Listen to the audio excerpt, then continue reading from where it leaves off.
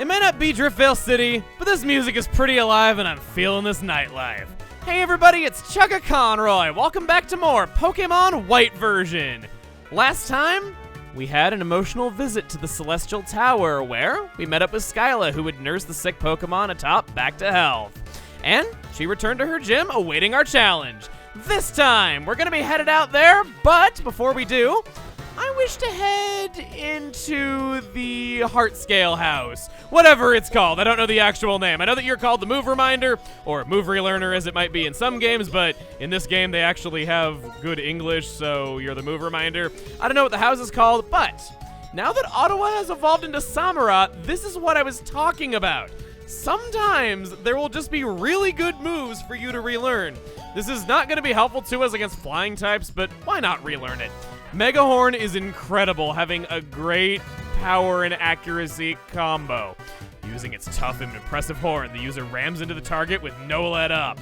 As if we didn't have enough ways of taking apart psychic types on this team, this should be pretty good, but it will allow Samurott to deal with grass types if it's ever forced to go up against him because it's just such a powerful move that it's going to hit really hard. Might also be a good neutral move in some situations whenever the foes resist water but don't resist bug. Might actually make it more able to deal with other water types now that I'm saying that out loud, something that I noticed was lacking with it pretty recently. Yes, it's coming together now. Ottawa's learning Mega Horn. And I handed over the 1 heart scale in exchange because I'm not a rip-off artist. Us heroes, we got to abide by a certain code of ethics, you see. Even though N seems to believe that he is also the hero of this journey, so I guess things really aren't so black and white. Cleverly named versions. I don't know why, but I feel like somewhere around here, there's some sort of temporal switch that's going to occur. I don't know, maybe it's just me. Run all the way to the top of this runway. Thankfully, the plane wasn't coming at us at the same time, giving us less time to dodge out of the way. Here's the gym.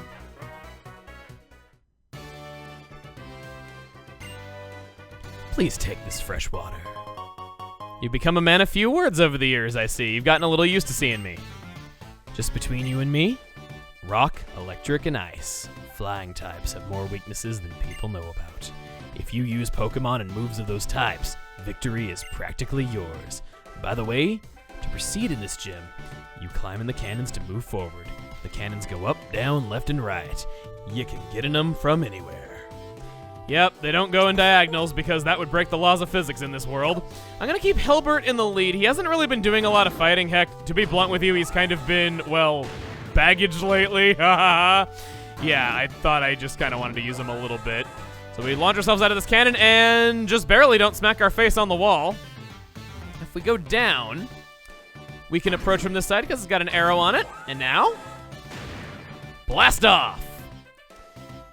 You wouldn't really expect to see workers in this gym because you kind of associate them with ground types and electric types, at least I do. What do you think about the cannons? Isn't it great how you can experience how flying Pokemon feel?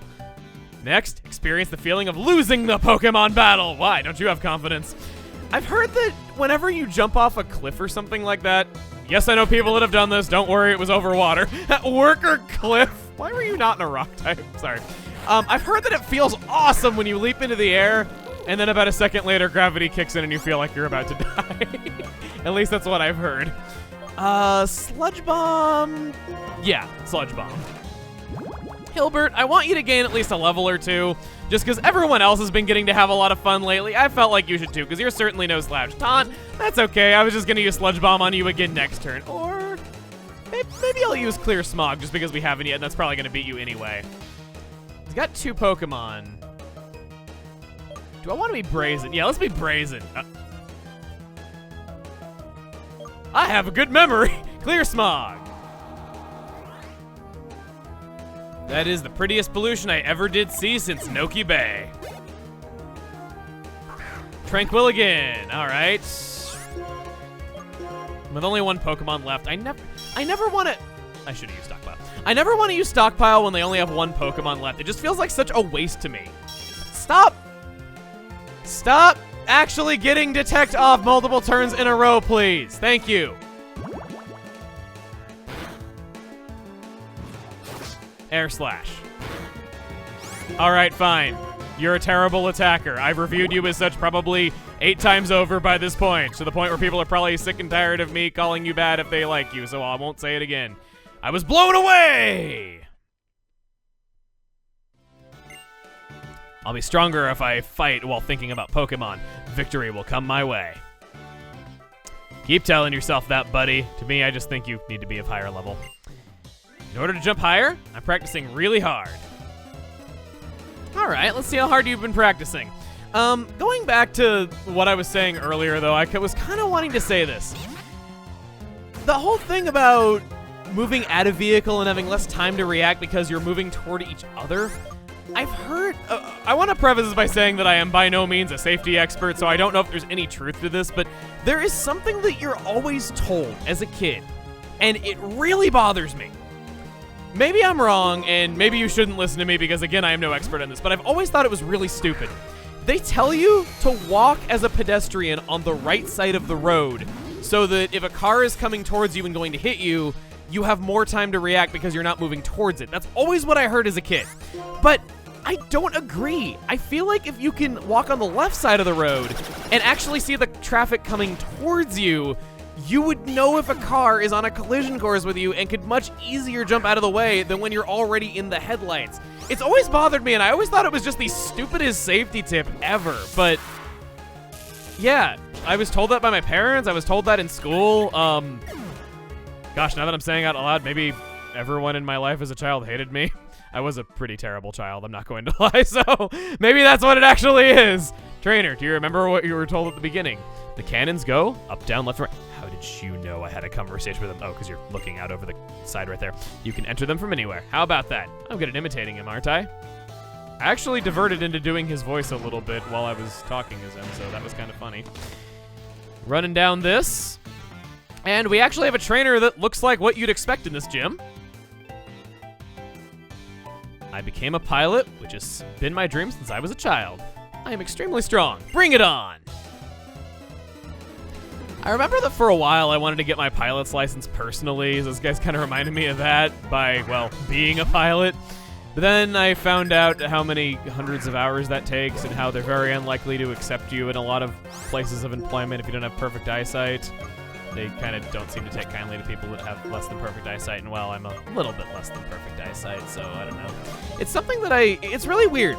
I never am afraid of things if I know what they're like, so I actually seriously considered, like, you know, seeing if I could get a pilot's license just so I would know how a plane would work. Not as, like, serious employment, though, but just kind of as a hobby, because I always thought flying around in planes sounded really fun, and you know, just really free, and like if I understood how it worked, I might not be as afraid of flying as I always was, but I guess I kind of overcame my fear of flying anyway pretty well, so I guess it's not really necessary spending all the time and money that would take, so I'll leave the flying to other people. Not like I could even really do it anyway. Charge beam!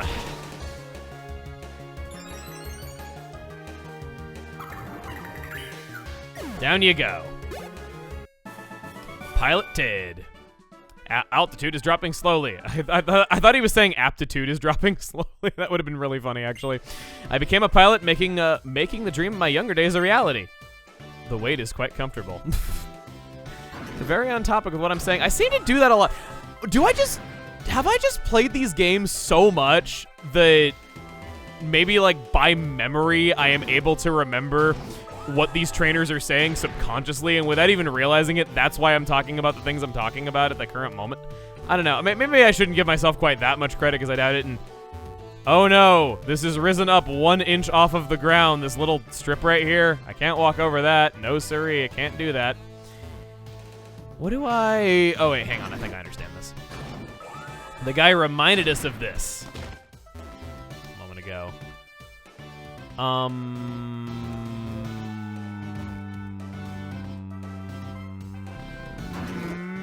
Is this? No, that's not the answer. I'm gonna feel really stupid, aren't I? Oh, there was a thing on the floor showing that you can enter it from the bottom. That's what it was. Those of you that were counting down 3, 2, 1 to when I felt stupid, you know my patterns whenever I get it. It's being covered up by this thing. I don't feel too stupid, just not noticing that I could actually walk in that space because it doesn't really look like you can. Man, though, tooting my own horn, being all, oh my god, have I played these games so many times that I just know everything about them without even thinking about it? And then I fail a puzzle that easy. Target locked acquired, he says. If you had a Magnet Bomb or something like that in a flying Pokemon, that would be really classy. Come on, make me proud. Pilot Chase. I like the pun in your name. That's very, very clever. Chase, and he's like tracking you down while flying. Yeah, I like that one a lot. Unpheasant with your oh so confusing name. I really don't know what they were going for with it. Just the opposite of pheasant. Unpheasant. I don't get it. Roost. I need to poison you. No. Stop using Detect in single battles! Unless you're scouting my move, it doesn't give you any sort of benefit unless you have something like Speed Boost. And you're not doing either of those things because you already know what move I'm going to use. Please, for the love of all that is Hilbert, don't do that.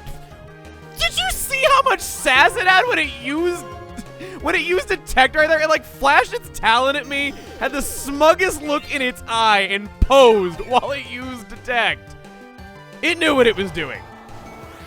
You knew it. I don't want to... Okay, alright, let's leave this to the big boys. How about in this gym, you pay your respects to the ancestor of all bird Pokemon? Man, when putting it that way, this is like the bird Pokemon equivalent of Jesus Christ just busting down the door of a church and swaggering down the aisle like it ain't no thing. Like, just thinking about the logistics of how all these people that have devoted their lives to bird Pokemon would react to seeing a living, breathing Archon for the first time, and it's actually fighting against their prized Pokemon. It's kind of incredible to think about. What do you have to say about that? Hilbert grew to level 36. Cool. Good thing to say Toxic. Toxic is good. Everything can learn it. I don't think I want it. And even if I want it later, again, that's what TMs are for. If I don't have the TM for that, that's going to be really embarrassing because I did that once already. What? I missed the target! Yeah, I took Hilbert out of the battle. Didn't you know? He didn't even notice the Archon in front of him. Wow. What an awkward battle to evolve from. For you, a Trubbish named Hilbert, it's perfect.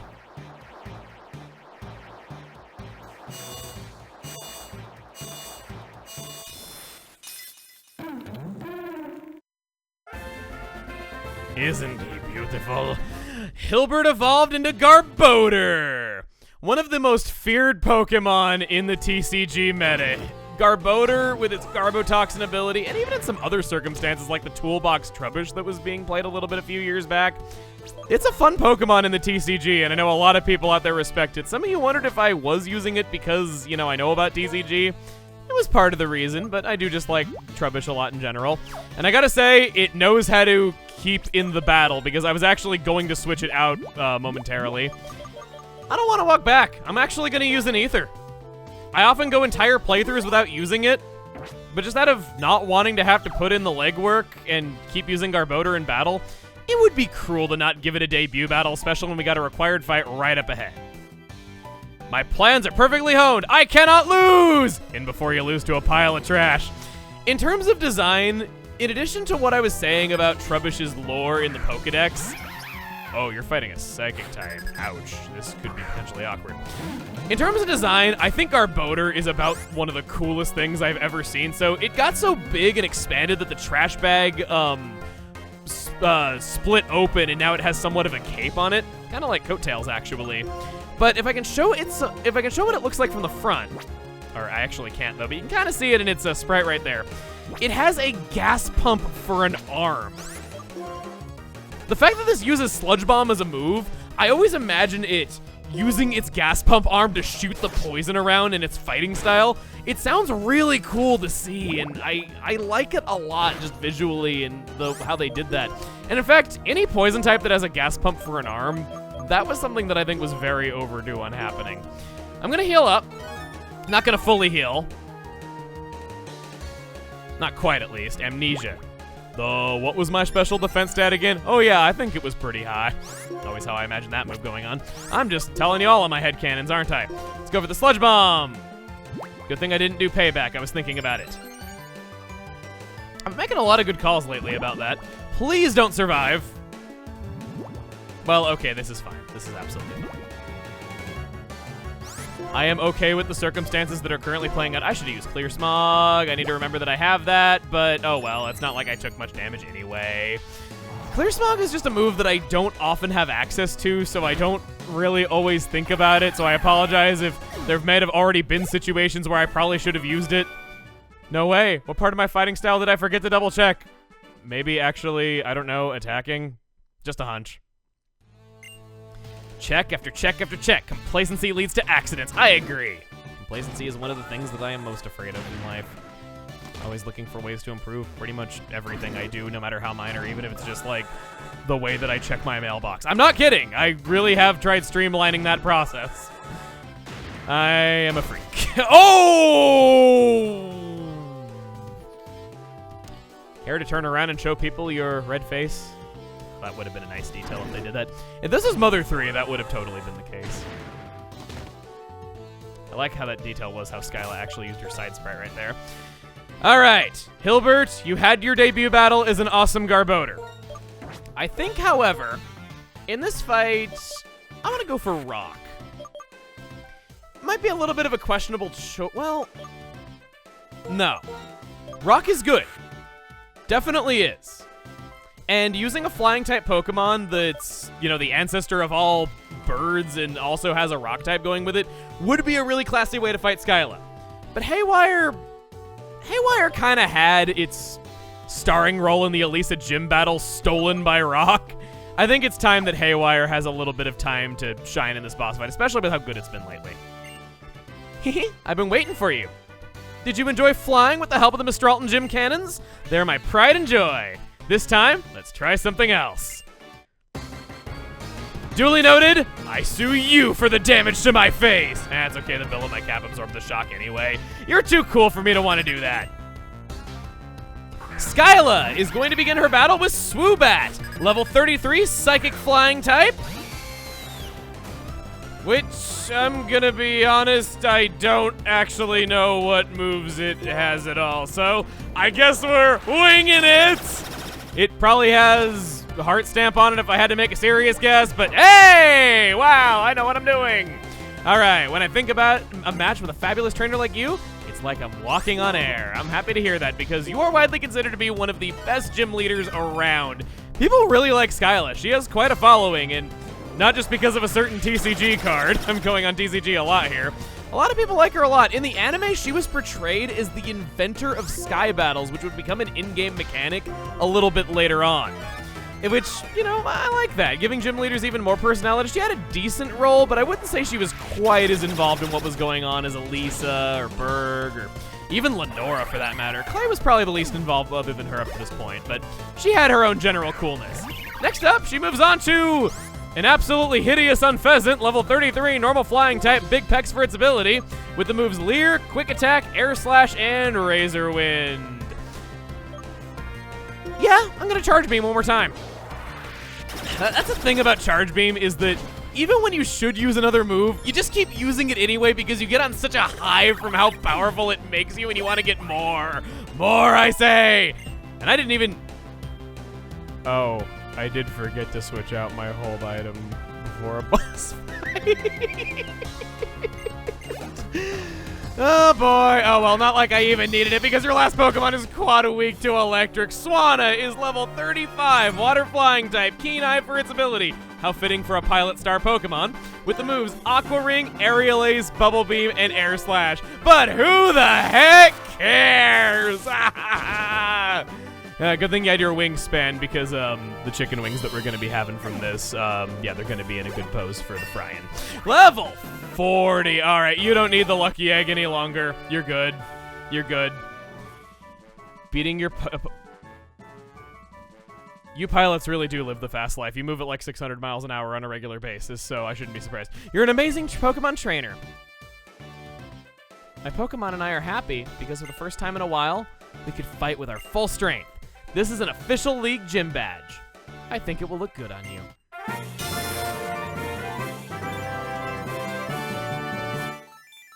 Sorry to disappoint you, but I'm putting it in a case on my pocket, so it's not going to look anything on me. Even though I have a jacket. Wow, hot stuff! With that many gym badges, Pokemon up to level 70 will obey you. Also, as thanks for a Pokemon battle, that made me very happy, I want you to have this TM. Acrobatics! We already know what this does. It is so wrong to me that they made this the flying type TM. Barely any Pokemon learn this. By the way, when I flew over Twist Mountain on the way to Icera City, Team Plasma, is that the name? Anyway, they were heading for that city. What kind of people are they? Sounds like we got our next story objective, but really quick. This TM. I'm not entirely sure of the number offhand, but I think there's 5 Pokemon in all of Unova that learn acrobatics through TM that don't learn it through level up, and the number that learned it through level up was pretty small anyway, too. I'm not surprised that none of our Pokemon can learn it because Rock already has it and everyone else wouldn't really make sense for it, but it's so strange that this was chosen as a reward for a gym battle and not just something else. I guess this is what happens when you don't want to do Aerial Ace again. They may say it's for understanding one another better, but what trainers really use battles for is to compete, and they hurt each other's Pokemon. Am I the only one who finds this terribly painful? Whatever, I'm going to talk to your Pokemon. I've been living with Pokemon since I was born, so it's easier for me to talk with them than with people. Because Pokemon never tell lies. Hey, Zebstrika, would you tell me what kind of trainer Blair is? Okay, got it. So, Blair was born in November Town, lives with Mom, and was given the Pokedex to start a journey to see the world. Still, the Zebstrika trusts you for some reason. That's good. If every person in Pokemon cared about one another like you two do, I could watch over the future of people in Pokemon without having to liberate Pokemon from people who just use them. Getsus is using Team Plasma to search for some special stones, the Light Stone and the Dark Stone. These stones hold the essence of 2 legendary Pokemon. It's said that when they lost their physical form, they fell into a slumber and were transformed. Now they wait for the hero's arrival. I shall resurrect a legendary Dragon-type Pokemon from one of these stones and become its friend. That will show the world that I am the new hero. Everyone will follow what I say. My vision is to change the world without using force. Trying to change the world by force will just make others resist. If people resist, the ones that will hurt are the innocent Pokemon used by foolish trainers. You understand. Pokemon are not just tools for people to use. As a result, Pokemon and trainers who care about one another, like you and your Pokemon, will be separated. And that does break my heart a little.